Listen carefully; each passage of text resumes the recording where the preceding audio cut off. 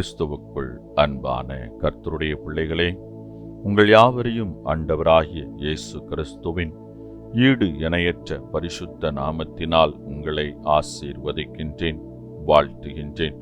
கர்த்தர்தாமே இந்த நாளில் நீங்கள் எதிர்பார்க்கிற நன்மைகள் யாவையும் பரத்திலிருந்து உங்களுக்கு அருளிச் செய்து நீங்கள் இம்மையில் சுகித்திருக்கவும் மறுமையில் நிலை வாழ்வை சுதந்திரித்துக் கொள்ள அனுக்கிரகம் செய்வாராக. தினம் ஒரு மிஷனரி என்கின்ற தலைப்பில் இந்த நாளில் நாம் பார்க்க இருக்க மிஷனருடைய பெயர் அமந்தா சுமித். இவருடைய காலம் 1837 முதல் 1915 முடிய. இவருடைய நாடு அமெரிக்கா, தரிசன பூமி ஆப்பிரிக்கா மற்றும் இந்தியா. அடிமைத்தனம் பல நூற்றாண்டுகளாக பல்வேறு சூழ்நிலைகளில் மக்கள் சிக்குண்டு அடிமைகளாக சிறைபிடிக்கப்படுகின்றனர். பேச முடியாதவர்களாக, சுயமாக எதையும் செய்ய முடியாதவர்களாக தங்கள் கைகள் கட்டப்பட்டு அடிமைகளாக நடத்தப்பட்டுள்ளனர். அமந்தா சுமித் அடிமைகளாக வாழ்ந்து கருப்பின பெற்றோரின் மகளாக பிறந்தார். தனது குடும்பத்தை அடிமைத்தனத்திலிருந்து மீட்டெடுக்க முயன்ற தந்தையின் முயற்சி ஏதும் பலன் தரவில்லை. ஆனால் ஆண்டவரின் சித்தப்படி அவரது எஜமாட்டியின் கண்களில் தயவு கிடைத்தது. குடும்பமானது அடிமைத்தனத்திலிருந்து விடுதலை பெற்றது. 1856 ஆண்டு தேவனுக்கு தன்னை அர்ப்பணித்தார். 1863 ஆண்டு ஜேம்ஸ் சுமித் என்ற கர்த்தருடைய ஊழியரை மணந்தார். ஆண்டவர் தன்னை ஊழியத்திற்கு அழைப்பதை உணர்ந்தார். ஆராதனை ஒன்றில் தன்னை ஊழியத்திற்கு அர்ப்பணித்தார். தினமும் கை நிறைய சுவிசேஷ கைப்பிரதிகளை எடுத்துக்கொண்டு வீதிதோறும் கொடுக்க ஆரம்பித்தார். தான் காணும் அனைவருக்கும் சுவிசேஷத்தை அறிவித்தார். உயிர்மீட்சி கூட்டங்கள் நடத்தி மக்களின் ஆன்மாக்களை உயிரடையச் செய்தார். அமந்தாவின் செய்திகள் 1000 பேரை தொட்டது. 1878 ஆண்டு நண்பர்களின் உற்சாகமான தூண்டுதலினால் இங்கிலாந்து நாட்டிற்கு சென்று கெஸ்விக் கன்வென்ஷன் கூட்டங்களில் பிரசங்கிக்கும் வாய்ப்பினை பெற்றார்.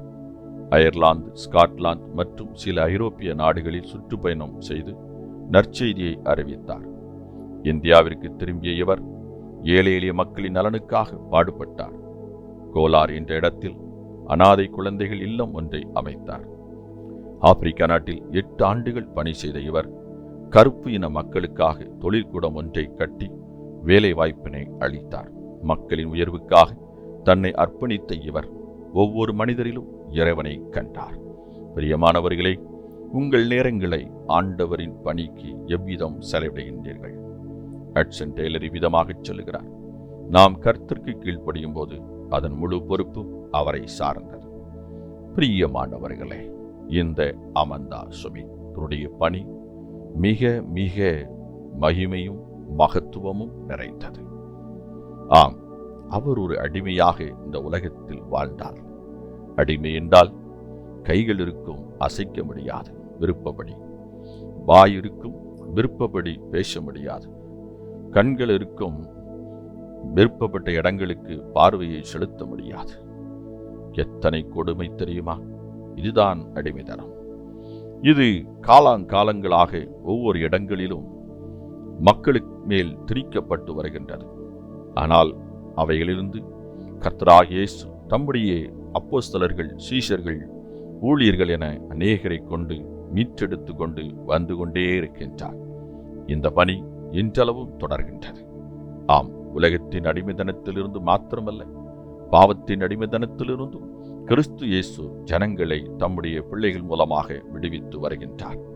அந்த பணியில்தான் அமந்தா சுமித்தும் ஒருவர்.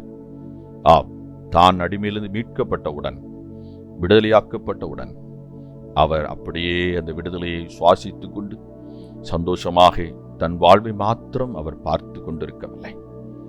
ஆம், அவர் அநேக அடிமைகள் அதிலிருந்து விடுதலை பெறுவதற்கு, அவருடைய கண்கள் திறக்கப்படுவதற்கு, அவருக்கு ஒரு இரட்சகர் இருக்கிறார் என்பதை உலகத்தின் பல பாகங்களுக்கு சென்று அவர் அறிவித்திருக்கின்றார். ஆம், அநேகரை விடுதலையாக்கியிருக்கின்றார். 2 விடுதலை அவர் கொடுத்திருக்கின்றார். ஒன்று, உலக மனிதர்களால் அடிமையாக்கப்பட்ட அடிமைத்தனத்திலிருந்து விடுதலையாக்கியிருக்கின்றார். இன்னொரு பக்கம் பாவத்தின் கோரபிடியின் அடிமையிலிருந்தும் விடுதலை ஆக்கியிருக்கின்றார். இன்று உங்களுடைய என்னுடைய பணி என்னவாக இருக்கிறது? சிந்தித்து பாருங்கள். நாம் பெற்ற விடுதலையை மற்றவர்கள் பெற்றுவிட வேண்டும் என்கின்ற ஆவலும் அக்கறையும் தனியாத தாகமும் நமக்குள் இருக்கின்றதா? சிந்தித்து பாருங்கள். எனக்கு கிடைத்து விட்டது நன்மை, பிறருக்கு கிடைத்தால் என்ன, கிடைக்காமல் போனால் என்ன? அமைதியாக நாம் ஒரு இடத்தில் அமர்ந்து கொண்டு விடுதலை காற்றை நாம் மட்டும் சுவாசித்துக் கொண்டிருக்கிறோமா? சிந்தித்து பாருங்கள். இன்றே செயல்படுங்கள். கர்த்தர் தாமே உங்களை ஆசீர்வதிப்பாராக. இந்த நாளின் தியானத்துக்குரிய வேத பகுதி யாத்திராகமம் 26ஆம் அதிகாரம், சங்கீதம் 79, 80, மார்க் 11. இந்த வேத பகுதியில் வாசித்து கர்த்தருடைய ஆசீர்வாதத்தை பெற்றுக் கொள்ளுங்கள். கர்த்தர் தாமே உங்களை ஆசீர்வதிப்பாராக. ஆமென்.